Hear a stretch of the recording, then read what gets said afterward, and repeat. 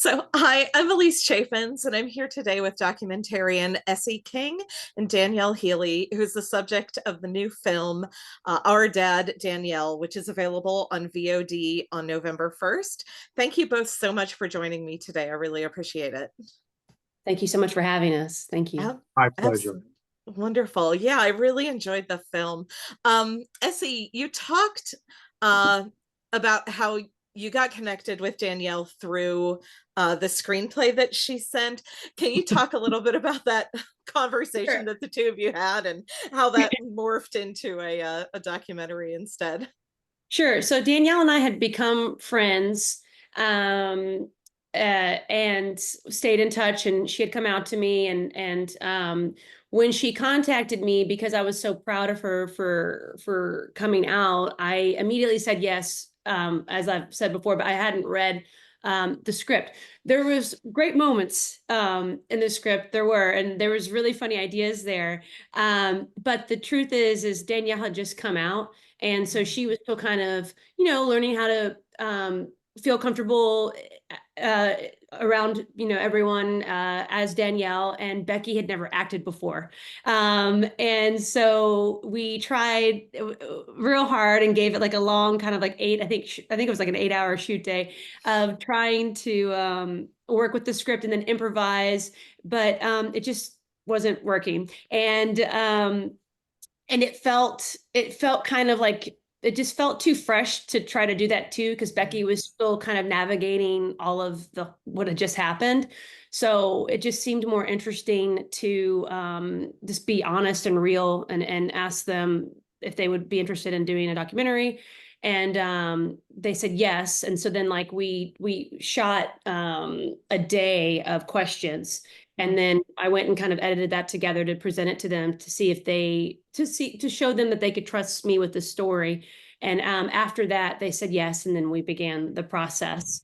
But that first day of shooting was a lot of fun, at least for me, Danielle. I don't know about you. It was a lot of fun. I mean, it was a lot of fun, but it just goes to show that um, actors shouldn't do patent law, and patent lawyers shouldn't be acting.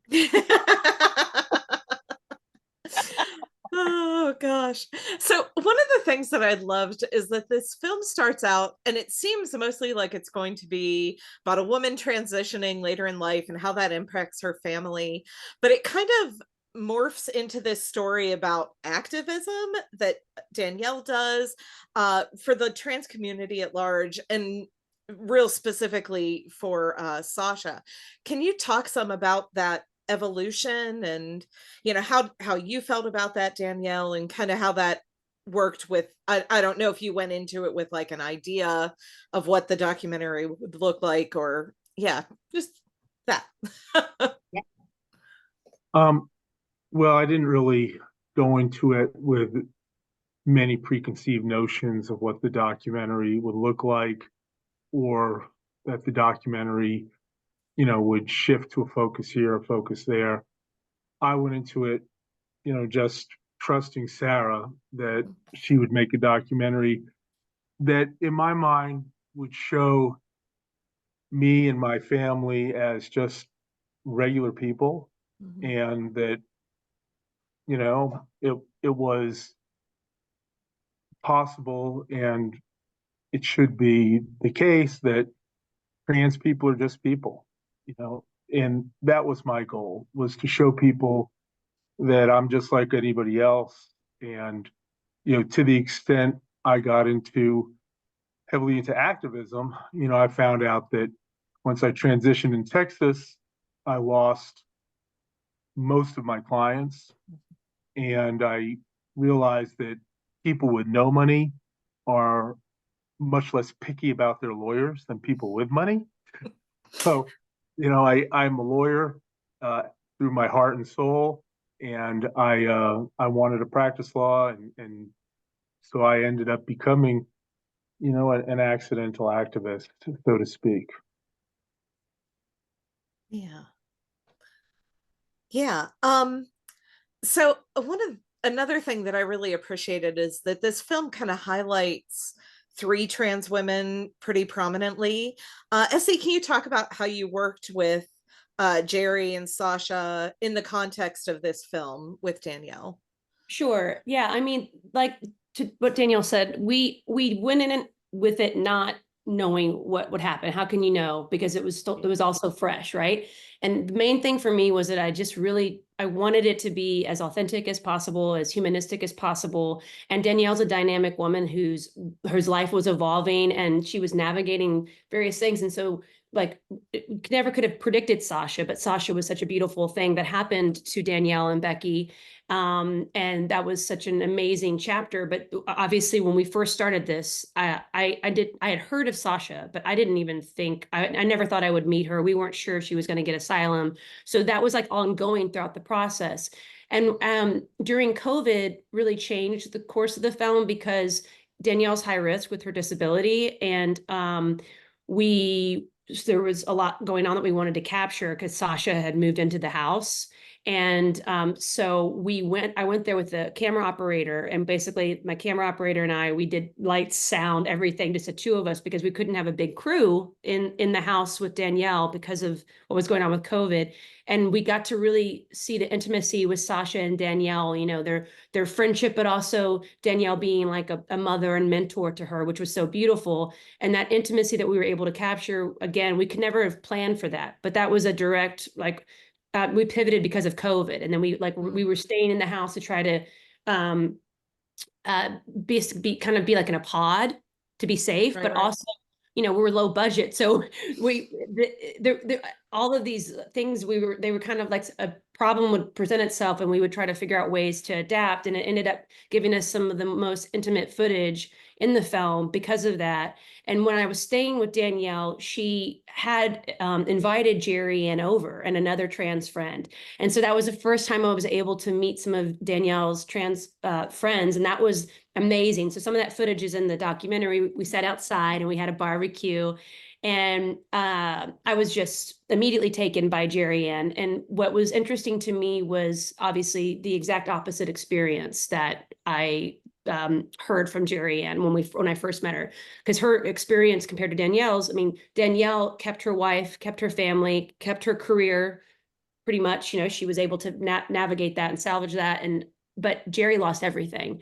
And so that also then became a really interesting thing to explore, but we never could have planned for that. And because Jerry Ann was such an influence at that time, in Danielle's life, and she was making these new friends, it just felt like a kind of organic thing to explore.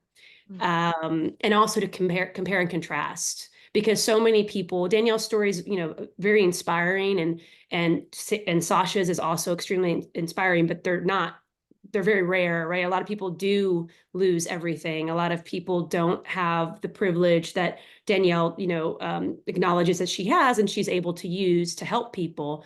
And so it kind of just felt, like a really natural, organic thing to explore. And then when we were cutting together the narrative, that we decided, to kind of just to kind of present these three different stories, like one who's young and came out young and seems like she just has the world ahead of her, and Danielle's story, which, she's been through so much and nearly lost her life because she, ran away from her truth for so long, but she still got to keep everything. And then Jerry Ann, who obviously is the same thing. She couldn't keep it in anymore, but then unfortunately lost it all. But Jerry Ann's doing wonderful now, which is really important to Yeah, highlight. let me just add a couple things. I Jerry Ann was really not an influence in my transition or my life because I didn't meet her till long after I transitioned. And we became friends. She's a highly intelligent woman. I believe she has two PhDs actually. And she was in a different situation than I was. She lost her family, she lost her friends. She was living in a small East Texas town where she had been the principal, I think, of the high school or even the school superintendent. And she had retired. And after she was rejected by everyone in that town, including her family, she moved to Houston to try to restart. And because she was retired and had her retirement, she looks great. I mean, she doesn't look like she's retired. She looks younger than I do. But she she had both different issues in her transition, as well as a very different experience. And that was, I think, interesting to capture. From me, it's like, when I transitioned, I was at the peak of privilege. I was a white male with a law degree, with a very successful law practice, who had money, and, I was the top of the food chain. And, the bigger they are, the harder they fall, so to speak. And I worked hard. I was determined to keep my family together. And due to the love of my wife and the love of my children, we were able to overcome and to do that. And we're still together, and things are working out, and we have all the issues most families have, and almost none of them have to do with my being trans. Mhm. Um, but I guess I lost my practice, or most of it. Um, I lost my position and prestige in the society, so to speak, and went from the top rung to close to the bottom. Mhm. And, I suffered a lot of the same things that women deal with their whole life in a short period of time. And that had a profound impact on me. Whatever, the patronizing, the undermining, the being ignored, the being um, sexually, um, having unwanted sexual contact, which even with me has happened a couple of times, and that shocked me because I'm a 60-year-old plus, big fat ugly broad, and and so that really shocked me and made me worry about my daughters, Mhm. as well as my wife. So, the experience that I went through was a very different kind of fall from what Jerry went through, and my recovery has been into a new life, in terms of law practice. I still am a patent litigator and do a lot of patent litigation, but I also, started doing other things, to help other people, and also, you know, to try different things. And and so that has been an interesting and very different aspect of my transition that I really didn't expect. Mm. Yeah. Uh, I don't want to keep you too long, but I kind of want to just talk a little bit about losing your law practice, to some degree, and losing a lot of clients. I think sometimes people, when they hear that somebody's transitioned or has even just different political views than the bulk of the people in their red state, there's a tendency to be like, well, why don't you just move? Can you talk a little bit about that, Danielle? Because I think that feels like something that maybe people don't necessarily understand. Like, obviously, here's a film that highlights real quickly, here are just three trans women that live in Texas and aren't looking to move. Yeah, can you just talk a little bit about that? I know we're running up on time, but yeah, just Right. Well, when I was recruiting young lawyers for the law firms I worked for throughout the years, I would always look for a Houston connection, because, moving to Houston is like moving to Poland. Nobody moves to Poland because it's a great place and they want to live there per se. Houston's much improved than what it used to be, but, Houston is hot, swampy, um, in the middle of it's a blue oasis in the middle of a red state, but it still has plenty of red that seeps in through the area. And it was a hard sell. And the main way we got people to move to Houston was the cost of living, and you could buy a house, and it was affordable, blah blah blah. So why didn't I just move? Well, my family's in Houston. My Mhm. kids were born in Houston. My wife, her whole family was in Houston. My whole family was in Houston. I have a Texas law license. I practice law all over the place since I do patent and trade secret lawsuits. But that being said, my home base was always Houston. And, you know, why should I leave Houston? Why should I leave where I live? And, being trans in Houston and in Texas has gotten, it was never easy. I mean, transitioning in Texas during the age of Trump, not a good business plan. Not a good business plan. That was a bad business plan. Um, but by the same token, as harsh as it was then, it's become incredibly harsh and unwelcoming, quote unquote, unwelcoming, quote unquote, Mm, now.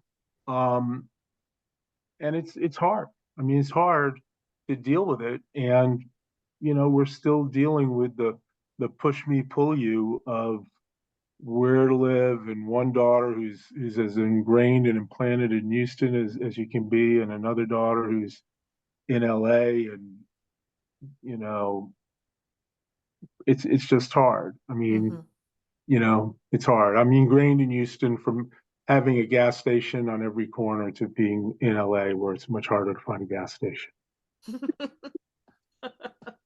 Well, thank you both so much for your time today. I really, really appreciate it. I appreciate the film. I look forward to that being available to everyone. Go check it out on video on demand, and you can check a website for where to find that. What's the website for that? Sure, www.ourdaddanielle.com.